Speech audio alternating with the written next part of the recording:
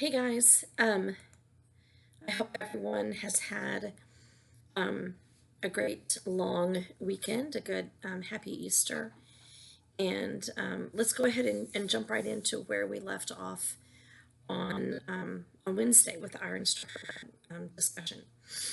So we'll talk a little bit about 17th century poetry. Clearly, there was more to the 17th century than just poetry, but to start off, like we did with poetry, let's talk about some of the different types of poetry that were emerging. And we talked all semester about how society is often there's that mirror image there. You've got a reflection one way or the other with literature that's going on at the time and society that's going on at the time then is reflected in literature and so forth. And it certainly is the case. Continuing on with the 17th century. In 17th century poetry, three of the main types of poetry that you see, and there's lots of different types of poetry that you see.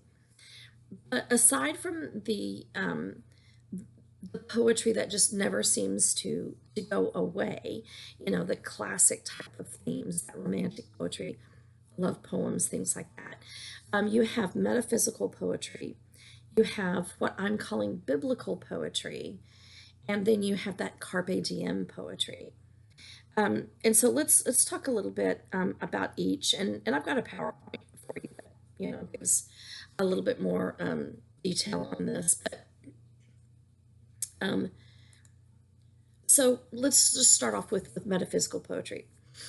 Metaphysical poetry is basically when you are including in your poetry something that relates to the transcendental, or something that goes beyond. It's like reality beyond what you can perceive with your five senses. And so a lot of it is very conceptual and that sort of thing. You see this with a lot of John Donne's work, George Herbert works, Andrew Marvell, with some of his stuff. Well, they wrote other types of poetry too, but they certainly are famous for for some of these this type of poem as well. But it's going to include topics that have to do with love, with religion, things that just metaphysical poets would be concerned with. There might be that a juxtaposition of things that you would think don't quite fit, strange, comparisons. There's lots of metaphor, lots of simile, or lots of those sorts of synecdoche and metonymy as well. Those sorts of comparisons, or symbolic ways of expressing things. They kind of almost had a contest kind of guy thing going, where they would try to outdo one another with kind of outwit one another with how well they were able to master the use of those types of metaphors, those types of symbolic uses of language. And so it's almost apocalyptic sometimes in reading it, like you're reading Revelation. You've got to kind of interpret lots, and then some of it can be very clear. There's always some sort, not always, but oftentimes you're going to see something that involves some sort of scientific advancement of the day. So if you think about the things that were coming in with that particular era, things that you might be seeing, then they might kind of bring that into their poetry as well. The language was also pretty relaxed. I mean, it was language that you might hear just like in everyday conversations. So they're not really concerned with the flowery words, the being completely eloquent or elegant in speech. And so that's the sort of thing that you might experience with a metaphysical type of poem. Biblical poetry, on the other hand, guess what? It has biblical references. But whereas, something that we might consider allegorical or having Christian references or Christian symbolism, rather, this in the biblical poetry of the 17th century is much more clear. I mean, it's overt, not covert. And so the reason I call it biblical poetry rather than Christian poetry is because not all people who reference these biblical whatever, and they're not always Christians, number one. And number two, the poems themselves aren't always per se Christian poems, but they use Bible references to make a point about some current day thing going on. And so they may reference a verse, they may reference a person, they may reference an event, they may represent a concept talked about in the Bible. But they're pretty direct. I mean, it's not where you're, oh, I think that must mean this. It's pretty plain that it comes from the Bible. And so John Milton actually was probably one of the best, and he's the one that we're going to read, or that you probably have already read. Carpe diem poetry. This is probably my least favorite of poetry, mainly because some of these male poets can just get raunchy. Why do they think they have to write that way? I don't know. Um, love and sexuality can be something that is beautifully written about. But oftentimes with Carpe Diem poetry, the guys are a little crude with the way they talk about those sorts of things. So, without just backtracking, clearly you can tell that a lot of Carpe Diem poetry has to do with sex and sexuality, because it's all about what we refer to most of the time as seizing the day, seizing the moment. Literally, it means to pluck the day, Carpe Diem. And so what it refers to is plucking a fruit or a vegetable, possibly even a flower. You pluck it or pick it at just the right moment when it's just perfect. This is the perfect time to pick this, bundle of grapes and eat them. They're at their prime. And so that's where that term comes from. And so then to talk about someone who should be plucking the day, if the time is right, to do it now, because that time is fleeting. And so then Carpe Diem poetry is always talking about, that fleeting moment, or this is the time, don't miss that opportunity. Robert Herrick, John Donne, Andrew Marvell, you've heard those names before. And so they are also great writers of Carpe Diem poetry. And sometimes it's hard to believe that this poet that wrote this metaphysical type of poetry then is now stooping to writing Carpe Diem poetry, although a lot of Carpe Diem poetry is actually quite beautiful. But a lot of it is I don't know what's going on there. Cats are having some fun. A lot of Carpe Diem poetry is just, my opinion, not very tasteful, but I'm sure there would be several people that would disagree with me. Let's move on to the female poets.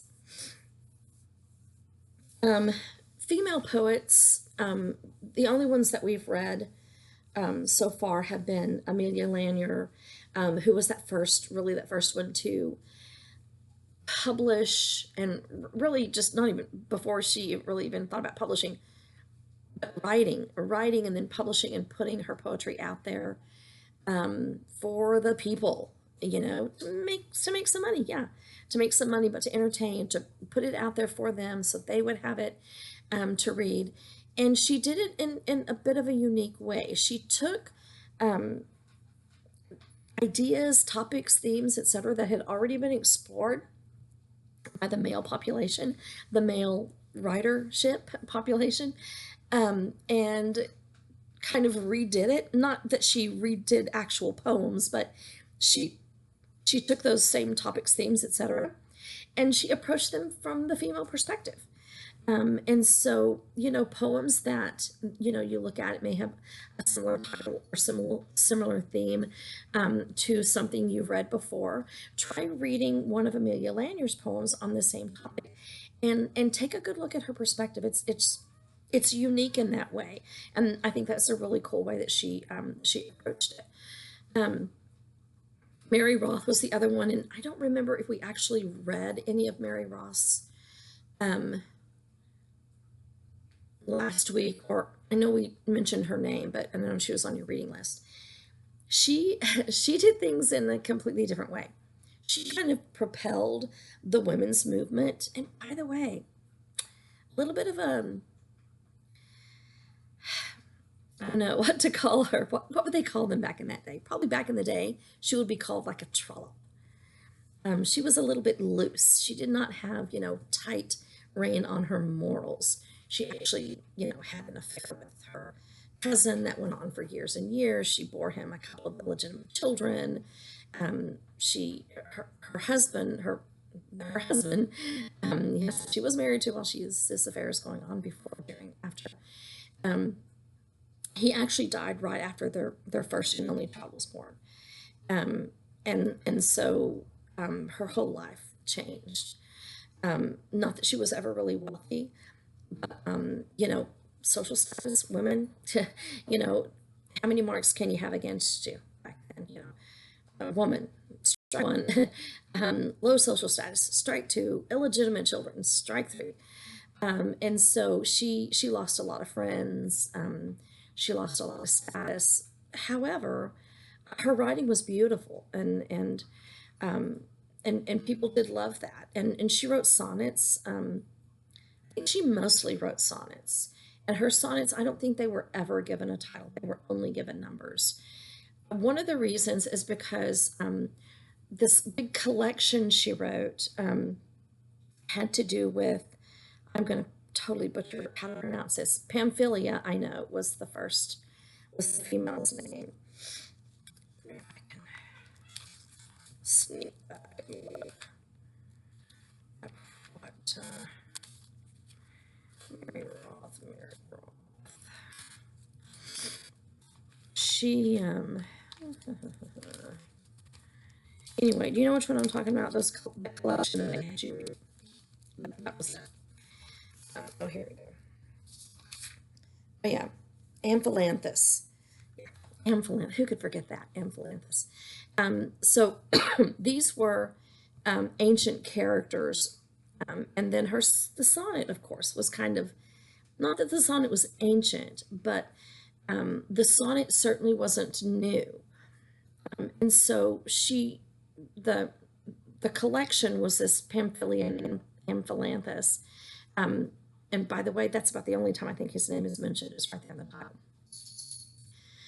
So she was writing basically from the perspective, I guess, of Pamphylia, who was a loyal female. Her love was like unchanging, it was constant. Amphilanthus, on the other hand, yeah, not so much.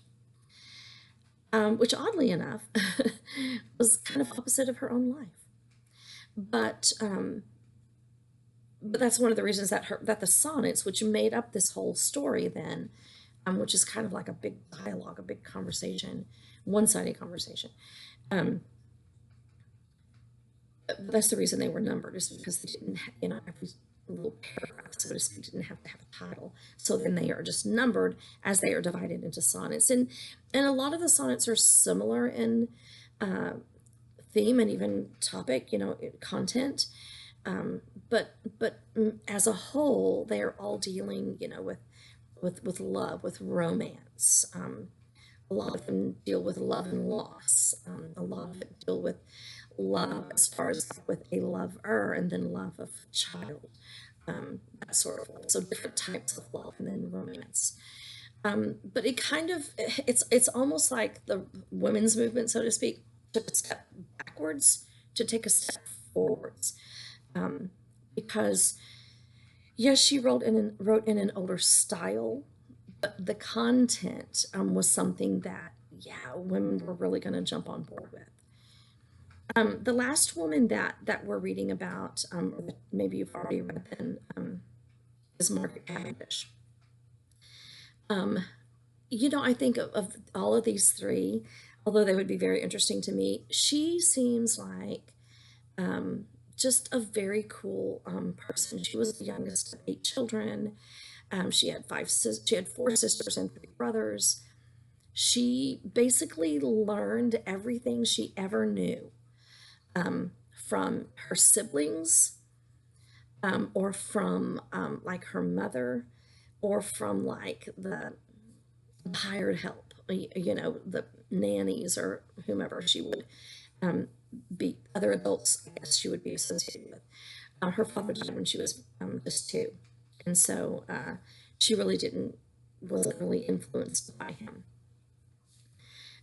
But her siblings were more than happy to teach them what they learned in school. And she just really ate it up. And then when she got married, her husband was very supportive, and he even, you know, helped to, further her education, and, buying her books, and helping her study little courses and things like that. And then you really supported her writing. And she was a big proponent of, get this, rhetoric. And she really was a great rhetorician. She really picked up on what it meant to really write rhetorically. And she wrote on a variety of topics. And so, no matter what the topics were that she chose, she believed in really studying up on them, and the truth then in writing, which rhetoric is all about, presenting that truth, ethos, pathos, and logos, presenting the truth using, that sort of thing. And she did. She wrote about scientific things, philosophical things, and I can really relate to that. I think that's very cool that way back then she used whatever knowledge she had and ran with it, and would write about it. And so she wrote some pretty cool stuff. She was also very imaginative, as you have hopefully already read in Blazing World. What a cool, kind of thing. She wanted to entertain people. She realized that you can't just, be dry in your writing. You got to switch things up and be entertaining as well. Um, so I thought she was pretty talented. Okay, then. So think about those things. We're going to have our discussion then, our group discussion, our instructor-led discussion on Wednesday. So pay attention to the PowerPoint that'll be posted, and kind of use it in conjunction with what this video is about. And I'll see you then. Bye.